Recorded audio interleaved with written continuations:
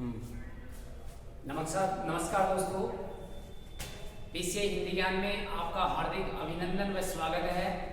मित्रों, आपका अपना यूट्यूब चैनल पीसीआई हिंदी ज्ञान आप लोगों के लिए बहुत ही बेहतरीन क्लासेस डाल रहा है, जिसमें आप लोगों के लिए अब हिंदी भाषा बिल्कुल सरल होने वाली है, जो ऑल कंपटीशन में आप लोगों के लिए काम आने वाली है। मित्रों, अभी हम एसएससी जीडी को मद्देनजर रखते हुए आप लोगों को यहाँ वीडियो डाल रहे हैं, जिसमें आपके आगे वैकेंसी आने वाली है पटवार की, उसमें भी ये महत्वपूर्ण साबित होने वाले हैं। दोस्तों, हम पढ़ रहे हैं हिंदी भाषा में। सबसे पहले हम बात करें तो यहाँ पर हिंदी भाषा को हम सुनने से पढ़ रहे हैं। यहाँ पर हम पढ़ रहे हैं दोस्तों वर्ण, और वर्ण दो प्रकार के होते हैं, ये हम पढ़ चुके हैं, स्वर और व्यंजन। स्वर और व्यंजन हम पढ़ चुके हैं। स्वरों की संख्या होती है 11 और व्यंजनों की संख्या होती है 33। ऐसे हमने पढ़ा मूल वर्णों की संख्या होती है कितनी दोस्तों? 44 होती है। कभी भी पूछा जाए कि हिंदी में मूल वर्ण कितने होते हैं तो इनकी संख्या होगी कितनी? 44 होने वाली है। फिर हमने दोस्तों यहाँ पर संयुक्त व्यंजन पढ़े हैं, और संयुक्त व्यंजनों की संख्या होती है कितनी? 4। और इसी के अंतर्गत दोस्तों हमने पढ़े हैं दो वर्ण ऐसे जिनको अयोगवाही कहते हैं, अयोगवाही, और अयोगवाही वर्णों की संख्या होती है मित्रों 2। और इसी के अंतर्गत हमने पढ़े हैं उत्सित, और उत्सित वर्ण भी होते हैं कितने? 2। ऐसे हम टोटल इनको करें तो हिंदी भाषा के अंतर्गत हम कुल वर्णों की संख्या पढ़ते हैं दोस्तों कितनी? 52 पढ़ते हैं। देवनागरी लिपि में मान्यता कितने वर्णों को है? तो ये 52 वर्णों को मान्यता है, और ये 1966 हिंदी निदेशालय के अनुसार यहाँ पर कुल वर्णों की संख्या मानी गई है मित्रों कितनी? 52। अब इसमें हम आगे पढ़ रहे हैं क्या? आगे हम पढ़ रहे हैं कि वर्णों का हमने किया है वर्गीकरण, वर्गीकरण किया है, और यहाँ पर वर्णों का वर्गीकरण 2 प्रकार से किया है। इसमें मित्रों हमने कल वाली क्लास में आपको उच्चारण स्थान बताए थे, और उच्चारण स्थान मूलतः कितने होते हैं? 8, और कुल प्रारूप कितने होते हैं? 11। ये हम पढ़ चुके हैं। अब इसमें दूसरी कड़ी में हम पढ़ने वाले हैं पर्यटन विधि, और पर्यटन विधि के आधार पर वर्ण, और पर्यटन विधि के आधार पर मित्रों वर्ण होते हैं कितने प्रकार के? 3 प्रकार के होते हैं। और वो कौन कौन से होते हैं? इसमें सबसे पहले आता है दोस्तों कंपन के आधार पर। किस आधार पर मित्रों? कंपन के आधार पर। कंपन के आधार पर ऐसे ही मित्रों दूसरी कड़ी में हम चलेंगे तो श्वास वायु के आधार पर पढ़ेंगे, वायु के आधार पर। और एक मित्रों यहाँ पढ़ने वाले हम उच्चारण के आधार पर, उच्चारण के आधार पर वर्ण। ऐसे मित्रों हम इनको 3 भेदों में विभाजित करेंगे। उच्चारण स्थान हम पढ़ चुके हैं, कल वाले वीडियो में आप जाकर देखना, वहाँ उच्चारण स्थान हमने स्पष्ट रूप से आपको बहुत ही सरल भाषा में सारे समझाए हैं, और वो यहाँ पर उच्चारण स्थान सारे के सारे सूत्र के माध्यम से हमने बताए थे। खत्ता मुंह में दांत, ओठ के ऊपर नाक, जी, ऐसा सूत्र बताकर हमने ये वीडियो अपलोड किया है, जिसमें कुल 11 उच्चारण स्थान हम स्पष्ट रूप से पढ़ चुके हैं। इसी के अंतर्गत हम आगे चलें तो मित्रों पर्यटन विधि के आधार पर वर्ण आपके सामने लिखे हुए हैं। 3 प्रकार के होते हैं। कितने प्रकार के होते हैं? 3 प्रकार के। अब मित्रों सबसे पहले हम चले यहाँ पर पर्यटन विधि के आधार पर ये 3 प्रकार हुए। कंपन के आधार पर इनके 2 भेद किए हमने। एक तो होता है दोस्तों अघोष, और एक होता है कौन सा? सघोष, या इनको हम घोष वर्ण भी कह सकते हैं। श्वास वायु के आधार पर इसके 2 भेद हैं। एक तो है मित्रों अल्प प्राण, और एक है मित्रों महाप्राण। ये भी हम आज पढ़ने वाले हैं। और उच्चारण के आधार पर वर्णों के 8 भेद बताए गए हैं, वो भी हम आगे इसमें पढ़ेंगे। उससे पहले हम देखते हैं मित्रों, यहाँ पर आज शुरुआत करते हैं कंपन के आधार पर टॉपिक को हम क्लियर करेंगे और कंपन के आधार पर या नाद के आधार पर या गुंजन के आधार पर यहाँ पर वर्णों को दो भागों में विभाजित किया गया है।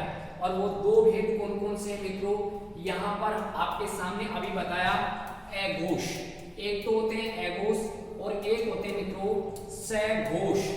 एघोष, घोष का मतलब होता है नाद, घोष का मतलब क्या होता है दोस्तों, नाद होता है। इसी को हम गुंजन कह सकते हैं, इसी को हम कंपन कह सकते हैं। तो यहाँ पर घोष नहीं हो उनको तो एघोष कहते हैं, और घोष या नाद या गुंजन सहित जिन वर्णों को बोले उनको कहते हैं सघोष, या इनको घोष वर्ण भी कहा जाता है। ऐसे तो हो जाएगी इनकी परिभाषा। अब यहाँ पर कौन से मित्रों एघोष हैं, कौन से सघोष हैं, इनको याद करेंगे। तो यहाँ पर हम याद ऐसे रख सकते हैं, जिनको बोलने पर गुंजन कम होता है उनको तो कहते हैं एघोष, और जिनको बोलने पर गुंजन ज्यादा होता है उनको कहते हैं मित्रों सघोष। हमने वर्ण पढ़े हैं स्वर और व्यंजन, 11 स्वर होते हैं और 33 व्यंजन होते हैं। इन्हीं 44 वर्णों को हम कंपन के आधार पर पढ़ने वाले हैं। तो यहाँ पर दोस्तों हम बात करें तो यहाँ आप याद रख सकते हैं कि 1 2 एघोष।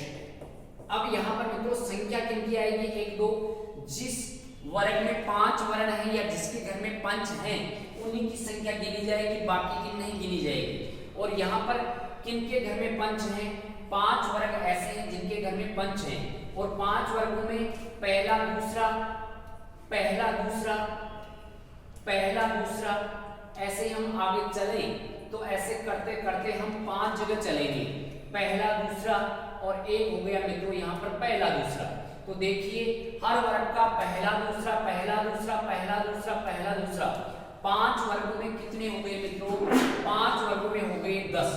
जैसे हम पहले वर्ग की बात करते हैं कर ख आ जाएगा, दूसरे वर्ग की बात करते हैं चर छ आ जाएगा, ऐसे तीसरे वर्ग की बात करते हैं टर ठ आ जाएगा, तीसरे वर्ग की चौथे वर्ग की बात करते हैं तर थ आ जाएगा, और 5वें वर्ग में पा फ आ जाएगा।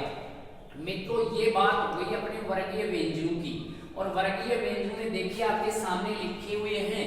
यहाँ पर साधारण सी भाषा में इनको याद करेंगे, जो कम है उनको याद कर लेंगे, ज्यादा अपने आप याद रहने वाले हैं।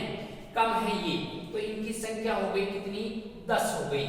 और 10 में हम 3 और जोड़ेंगे, और 3 कौन से जोड़ेंगे, जो एक जैसे हैं, और एक जैसे अपने व्याकरण में 3 वर्ण हैं जिनको हम सीधा बोलते हैं कि सा सा सा, बिल्कुल वो 3 एक जैसे हो गए और ये 3 स हो गए। ऐसे हम 3 को जोड़ते हैं तो इनकी संख्या कितनी हो गई मित्रों, 13 हो गई। अभी आपको बताया 11 स्वर और 33 व्यंजन, इन 44 में से हमने देखो पढ़ा है 13 वर्ण, तो ये 13 वर्ण तो कैसे होते हैं एघोष, और 33 और 11 में से बाकी बच गए वो क्या हो जाएंगे सघोष। तो यहाँ पर सघोष वर्णों की संख्या मित्रों कितनी हो जाएगी, 31 रहने वाली है। 31 और 13 को जोड़िए, देखिए आपके सामने ये लिखा हुआ है, यहाँ देखिए 44 हो गए, और 44 में से कौन से 44, 11 स्वर और 33 व्यंजन। तो यहाँ पर 31 वर्ण होते हैं कौन से मित्रों, सघोष रहने वाले हैं। आजीवन भूलेंगे नहीं, और नहीं भूलेंगे तो आगे अपने बहुत काम आने वाली चीजें हैं। यहाँ पर 44 में से कितने एघोष हैं, तो एघोष हो गए 13, और 44 में कितने सघोष हैं, 31। अब आपसे पूछ लिया जाए कि हर वर्ग का तीसरा, चौथा और 5वां ये वर्ण एघोष होते हैं कि सघोष। पहला दूसरा एघोष है तो ये मित्रों हो जाएंगे सघोष। क्या हो जाएंगे, सघोष। अभी हमने हर वर्ग में पहला दूसरा पहला दूसरा, कितने वर्ग हुए, 5 वर्ग। तो 5 वर्गों में ऐसे ही हम तीसरा, चौथा और 5वां निकालेंगे, तो 5 वर्गों में कितने हो जाएंगे मित्रों, 15 हो जाएंगे। 15 तो हो गए ये। फिर आगे हम बढ़ेंगे, तो यहाँ पर दोस्तों 15 के बाद में हमने पहले पढ़े थे, देखो स्पर्श व्यंजन। स्पर्श व्यंजनों की संख्या होती है कितनी, 25। 25 में से 10 तो क्या हो गए एघोष, और 15 क्या हो गए सघोष हो गए। अब स्पर्श व्यंजनों के बाद में हमने पढ़ा है मित्रों अंतस्थ व्यंजन। कौन से पढ़े हैं, अंतस्थ व्यंजन पढ़े हैं। और अंतस्थ व्यंजन होते हैं कितने, 4 होते हैं। और ये चारों के चारों क्या होते हैं मित्रों, सहघोष होते हैं। क्या होते हैं, सहघोष। और इसके अलावा उत्सम व्यंजन पढ़े हैं, और उत्सम व्यंजनों में 3 तो आते हैं स, जो 3 स देखो यहाँ पढ़ चुके हैं। और इनके अंतर्गत एक आता है, तो ये है इसके अंतर्गत जोड़ देंगे तो ये है भी किस में आ जाएगा, सहघोष में आने वाला है। और 11 जोड़ देंगे स्वर, 11 क्या जोड़ देंगे, स्वर जोड़ देंगे। तो ऐसे इनकी संख्या कितनी हो गई मित्रों, आपके सामने लिखा है 15 तो हो गए वर्गीय व्यंजनों में, तीसरा चौथा पांचवा। इसके अलावा 4 हो गए क्या, अंतस्थ व्यंजन। 15 और 4 कितने हो गए, 19 हो गए। एक जोड़ दिया हमने, कौन सा मित्रों, है, तो 19 में एक जोड़ेंगे तो कितने हो जाएंगे, 20। और 11 जोड़ देंगे स्वर, तो संख्या कितनी हो गई देखिए 31। 44 वर्णों को ध्यान रखना है, 44 वर्णों में 11 स्वर 33 व्यंजन। इनमें से 13 वर्ण तो होते हैं अघोष और 31 होते हैं सहघोष। अघोष को कैसे याद रखें, हर वर्ग का पहला दूसरा, 10 तो ये हो गए, 3 सह हो गए। ये मित्रों अघोष और सहघोष हमें बहुत काम आने वाले हैं, क्योंकि संधि में भी काम आएंगे। जैसे मान लो कोई विसर्ग संधि का शब्द है, लिखा हुआ है मनोज, मनोज लिखा है। अब देखिए ओ की मात्रा के बाद में ज आ गया, तो ज आता है चा छा ज। अब ये ज तीसरे पर आता है, और देखिए तीसरा वर्ण होता है क्या, सहघोष। ओ की मात्रा के बाद में अगर सहघोष आता है तो वहां पर संधि करने पर यहाँ पर ये ओ की मात्रा विसर्ग में बदल जाती है, और मन प्लस क्या हो जाता है, जय हो जाता है। एक बार पूछा हुआ है कि पुरोहित, पुरोहित लिखा है। अब बताइए पुरोहित शब्द में यहाँ पर इसका हम विभाजन करना चाहते हैं, तो देख लो, अब ओ की मात्रा के बाद में है आ गया, और दोस्तों यहाँ पर है लिखा है आपके सामने, ये लिखा हुआ है कैसा है, सहघोष। ओ की मात्रा के बाद में अगर सहघोष आ जाए तो ओ की मात्रा विसर्ग में बदल जाती है, पूरा नाम क्या हो जाएगा मित्रों, हित आ जाएगा। ऐसे देखिए शब्द लिखा है मनोहर, अब ओ की मात्रा आ गई, इसके बाद में है आ गया, तो यहाँ पर मनहर प्लस क्या होने वाला है, हर होने वाला है। तो ये संधि में भी हमें अघोष और सहघोष बहुत काम आते हैं। ऐसे ही उरोज लिखा है, उरा प्लस ज, सरोज लिखा है, सरा प्लस ज, यशोधरा लिखा है, यश प्लस धरा। ऐसे ही मान लो पयधरा, पयोधरा लिखा है, पय प्लस धरा। ऐसे बहुत से शब्द आएंगे। तो अगर ओ की मात्रा के बाद सहघोष वर्ण आता है तो ये विसर्ग संधि के अंतर्गत चला जाता है, और ऐसे हमें ये काम आने वाले हैं अघोष और सहघोष। तो कंपन के आधार पर मित्रों कितने वर्ण हो गए, 2 प्रकार से, एक तो हो गया कौन सा, अघोष, और एक कौन सा हो गया मित्रों, सहघोष। तो आप बताइए अघोष वर्णों की संख्या कितनी, 13, और सहघोष वर्णों की संख्या कितनी, 31। ऐसे हमने कितने वर्णों को पढ़ा, 44 वर्णों को पढ़ा जो मूल होते हैं। अब ये तो बात हो गई कंपन के आधार पर। फिर चलते हैं दोस्तों श्वास वायु के आधार पर वर्ण। देखिए परिवर्तन विधि के आधार पर वर्ण 3 प्रकार के होते हैं, जो अभी हम पढ़ चुके हैं। कंपन के आधार पर एक पढ़ चुके हम, कंपन के आधार पर, और दूसरा पढ़ रहे हैं क्या, श्वास वायु के आधार पर। तो यहाँ पर देखिए श्वास वायु, जब मुख से हम श्वास निकालते हैं तो श्वास 2 प्रकार से निकलती है। ज्यादा मात्रा में श्वास निकले तो उसको कहते हैं महाप्राण, उसको क्या कहते हैं दोस्तों, महाप्राण। और कम मात्रा में श्वास वायु, देखो श्वास वायु की बात हो रही है, कम मात्रा में श्वास वायु निकले तो उसको क्या कहते हैं, अल्प प्राण कहते हैं, अल्प प्राण। ये तो हो गई इनकी परिभाषा। फिर से देखिए, अगर जिन वर्णों को बोलने पर श्वास वायु ज्यादा निकले तो महाप्राण, और कम निकले तो अल्प प्राण।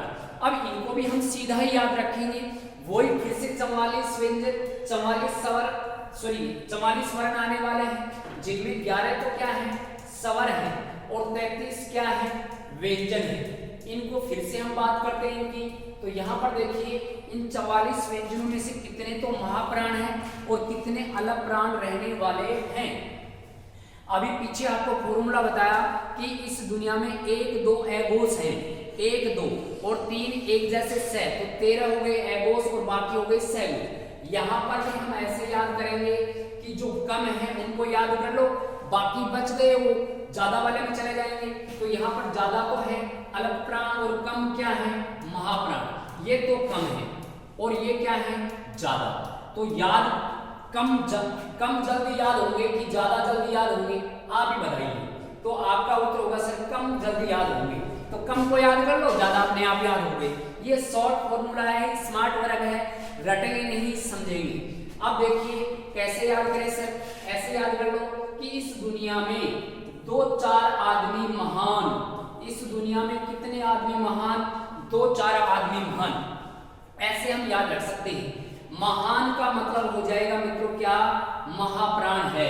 इस दुनिया में 2-4 आदमी महान, और कुल मिलाकर कितने आदमी महान 14 व्यक्ति महान हैं। कुल मिलाकर 14 व्यक्ति महान रहने वाले हैं और बाकी रहने वाले हैं ये अल्प कम मात्रा में, ये अल्प प्राण रहने वाले हैं। ज्यादा हो गए क्या अल्प प्राण और कम हो गए महाप्राण। कम 14 हो गए, 44 में से 14 निकाल दो, कितने बच गए 30। सीधा फॉर्मूला देखिए, 44 में से कितने निकाल दिए हमने 14 निकाल दिए, 14 निकाल दिए, संख्या कितनी बच गई 30। तो ये 30 तो रहने वाले हैं क्या मित्रों अल्प प्राण, और ये 14 रहने वाले हैं क्या महाप्राण। कैसे याद करें सर, आपके सामने लिखा है इस दुनिया में 2-4 आदमी क्या है महान हैं, 2-4 आदमी महान। अब इसको ऐसे याद रख सकते हैं कि उसमें से 2-4 ही महान है। उसमें से कितने महान 2-4, उसमें से तो यहाँ पर उसमें व्यंजन, उसमें से याद रखना उसम व्यंजन। और पीछे हम पढ़ चुके हैं उसम व्यंजन कितने होते हैं 4, और 4 कौन से हैं 3 तो हो गए स, 3 तो क्या हो गए स, और 1 हो गया है। अब देखिए आपके सामने लिखिए क्या ये उसम व्यंजन है क्या मित्रों, बिल्कुल उसम व्यंजन है। तो उसमें 2-4 महान, 2-4 कौन से हर वर्ग का दूसरा चौथा। जैसे मान लो एक वर्ग की बात करते हैं का ख गा घा और णा, ऐसे हम चलो एक वर्ग की बात कर लेते हैं। 5 वर्गों को समझने की कोशिश करना, क्योंकि वर्गीय व्यंजन पीछे पढ़ चुके हैं। अब मित्रों यहाँ पर देखिए इस दुनिया में 2-4 आदमी महान, ये दो है और ये क्या है 4 है। तो इस वर्ग में कितने महान 2।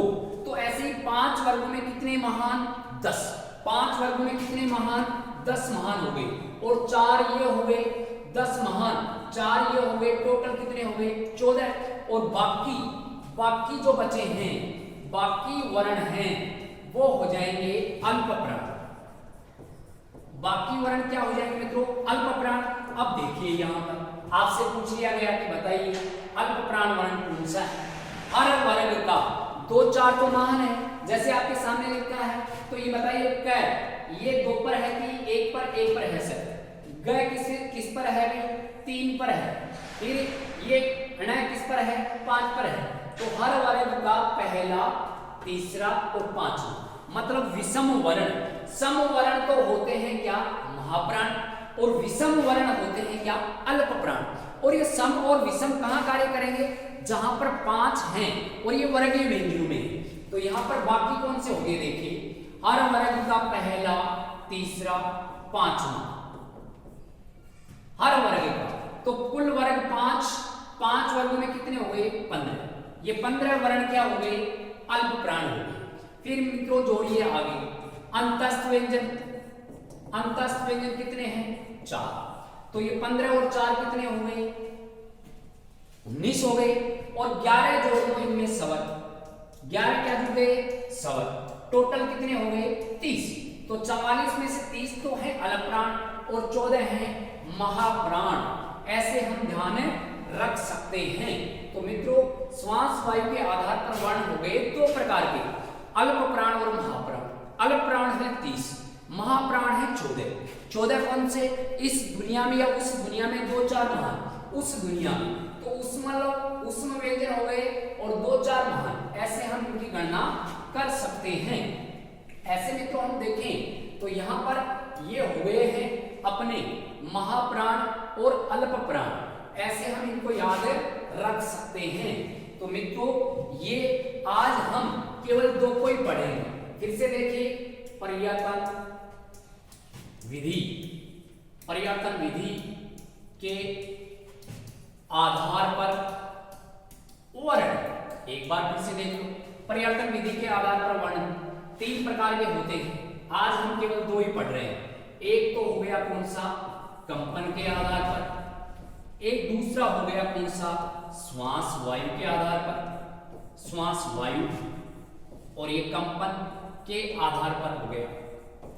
अब यहां पर एक बार फिर से देख लो, आप समझ लो, शॉर्ट के माध्यम से समझेंगे, रटेंगे नहीं।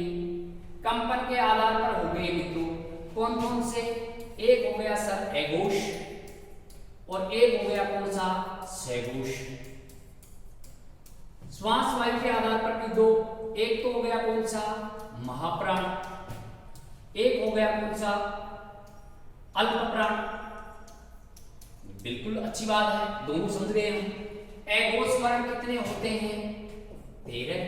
सैगोश वर्ण कितने होते हैं, 31। दोनों को जोड़ो कितने हो गए, 44। और ये पीछे से हम पढ़ते आ रहे हैं 44 कौन से, 11 सौ 33 व्यंजन। महाप्राण कितने होते हैं, 14। अल्प प्राण कितने होते हैं, तो ये हो गए 30। 14 और 30 को जोड़िए कितने हो गए, 44। अब ये 44 कौन से, बात वही आएगी घूम फिर कर। तो इस दुनिया में 2-4 आदमी महान, कुल 14 आदमी महान, बाकी कमजोर अल्प प्राण में चले जाएंगे। ऐसे हम इनको ध्यान रख सकते हैं। तो मित्रों कंपन के आधार पर हो गए 44 वर्ण, और श्वास वायु के आधार पर भी हो गए ये 44 वर्ण। ऐसे इनको हमने बांटा है। फिर ये 1-2 पढ़ रहे हैं या 2-4 पढ़ रहे हैं, ये किनमें गणना करेंगे। जैसे पहला वर्ग है, इस पहले वर्ग के अंतर्गत हम करें का, खा, गा, घा, ण। पहले इन 5 वर्णों को देख लेते हैं। एगोश कौन से, सैगोश। हर वर्ग का पहला, दूसरा एगोश, तीसरा, चौथा, पांचवा सैगोश। ये तो हो जाएगा एगोश सैगोश, हर वर्ग में चलेंगे। और महाप्राण और अल्प प्राण में क्या है, 2-4 महान। कितने महान, 2-4 महान। सम तो हो गए महान और विषम हो गए अल्प प्राण। ऐसे मित्रों हम इनको ध्यान रख सकते हैं। वर्गीय व्यंजनों को, अंतस्थ व्यंजन एगोश होते हैं कि सैगोश, सभी सैगोश हैं। फिर अंतस्थ व्यंजन अल्प प्राण है कि महाप्राण, सभी अल्प प्राण है। फिर उष्म व्यंजनों में 3 से आ गए, ये एगोश है, एक है आ गया सैगोश है। फिर उष्म व्यंजन सभी ये अल्प प्राण होते हैं। सभी स्वर सैगोश में आएंगे, फिर सभी स्वर ये अल्प प्राण में आ जाएंगे।